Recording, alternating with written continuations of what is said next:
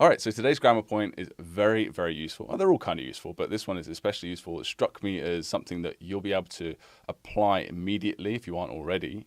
And it's all to do with if. So the conditionals of if, 什么什么, then. By the way, that 什么什么, it basically means dot, dot, dot. That's sort of a Chinese learning habit that you sort of develop. 什么什么 as in what, just means dot, dot, dot. Okay, so just a little side note there. So if and then. And there's two ways we're going to cover today. So if you're on the course, the Mandarin Blueprint Method course itself, you have a subscription, you'll have the flashcard decks and you'll be able to search for the following tags. So these tags popping up on screen right now, you can go and check those. So today we're going to talk about 如果, as in if, 就, if then, 如果就. And the second if then is going to be 要是的话. Okay, so let's jump into the first sentence and things will all become very, very clear. So this first one reads, 如果你联系上了他，请告诉我. So it's a very simple sentence. 如果 if you contact her, 请告诉我, please tell me. Now, I'll tell you, this 请 is very formal. You would only use it in a work setting or speaking to someone whose status is above you in some way, or that, or not necessarily above you, but you're in a bank and you're talking to a bank teller.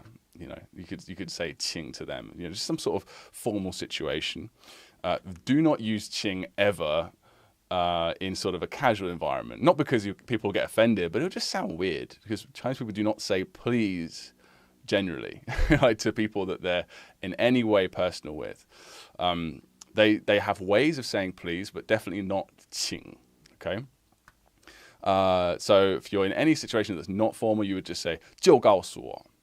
Okay. So 如果就, you're seeing that 如果就, they sort of go together very, very well. Okay.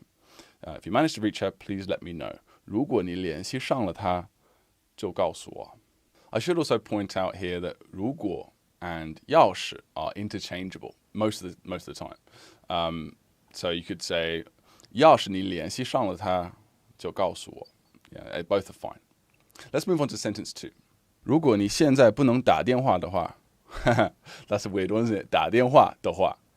Right. It sounds weird, but it's actually something that you could say. No worries. 我们就发信息吧.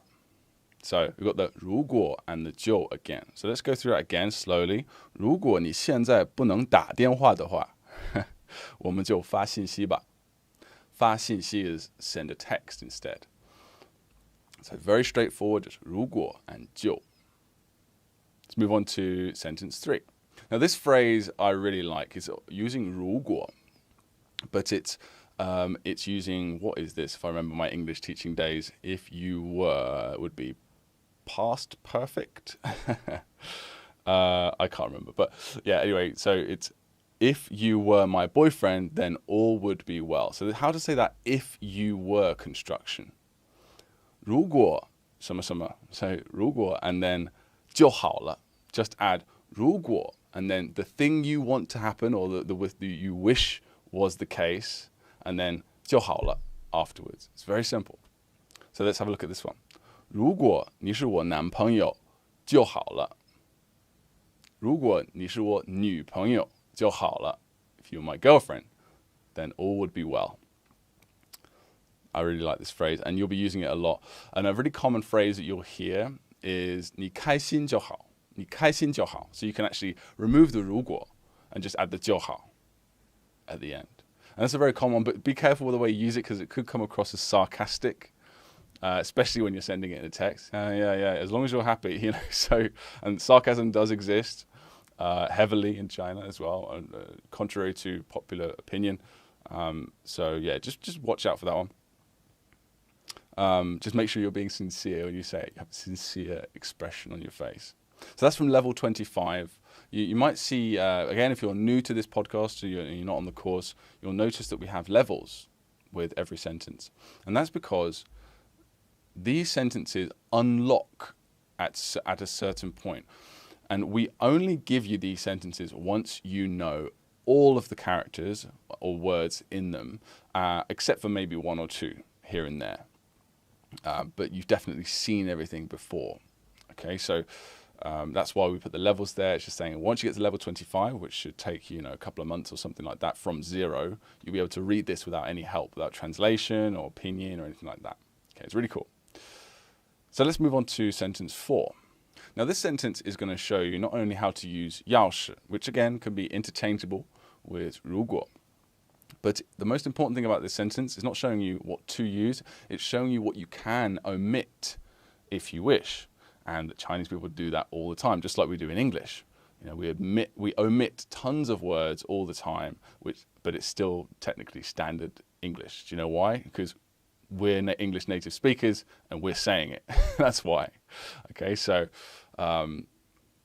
let's have a look at this sentence here. So I'm going to say the full version first, sentence 4, and then I'm going to say it the way that a lazy Chinese person might say it, right?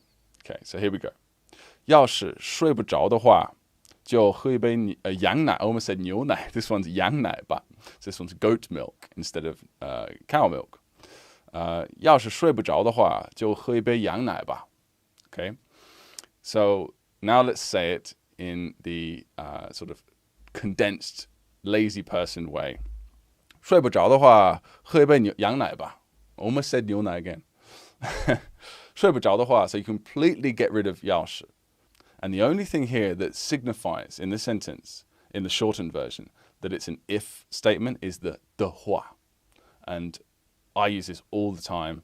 Instead of saying 如果 or 要是 or there's a higher level one 就算, right?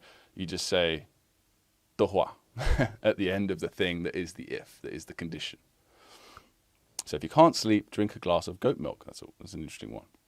Yeah, so pretty much all of this could be skipped as long as you have the 的话 in there. So yeah, it's a very, very nice little shortcut for you. Just remember that one and go ahead and try it out with your Chinese tutor or your friends, whoever it is that you're practicing Chinese with. Let's go on to the final sentence here, sentence 5. And this is another one that shows you the omission, but you can also omit the 的话. As long as you have the 要是 or the 如果 in there, you can still make it work. So 你要是回来的话，我们就去运动吧. So if you come back, let's go exercise, let's go work out. So you can actually just say 你要是回来，我们运动吧. Or sorry, 我们去运动吧. 你要是回来，我们去运动吧. Okay, so that works absolutely fine.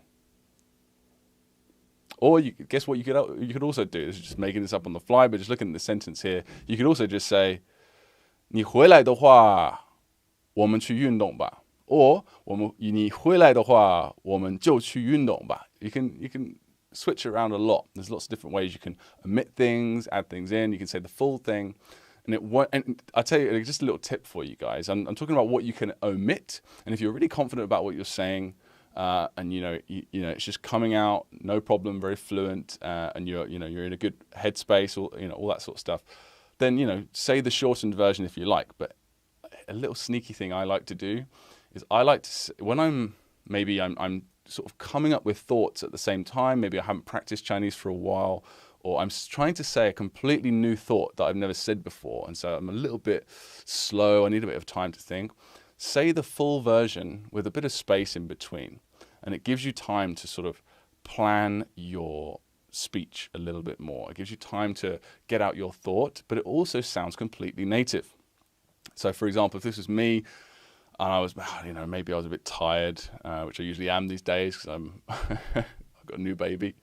So I would say, 你要是回来的话，我们就去运动吧. I would say the whole thing, slow it down, maybe extend some sounds like 的话, say it. It's a cool little tip that works for me, and that is something that you should remember. Is just to, slow it down, add in as many words as you can. You could also add in a 那个 in the middle there, or 就是, you can add in sort of a filler words as well. But there's more about that in some of the bonus videos in pronunciation mastery, I believe. All right, so that's it for today. I hope that was useful, guys. Again, remember, All of these have got levels in them, and you can actually search the grammar tag that we spoke about in your flashcards, so you can get up all of the ifs and the thens and the conditionals, all of the sentences in our entire course, which is 7,000 sentences at the moment. You can search for all the ifs and the conditionals, and you can go and review them in your own time. Okay. All right, so let's move on. I hope that was helpful, guys. Hey guys, if you like this video and you'd like us to help you reach literacy and fluency in Mandarin Chinese as fast as possible without all the headache of traditional learning methods, just head to mandarinblueprint.com to learn more.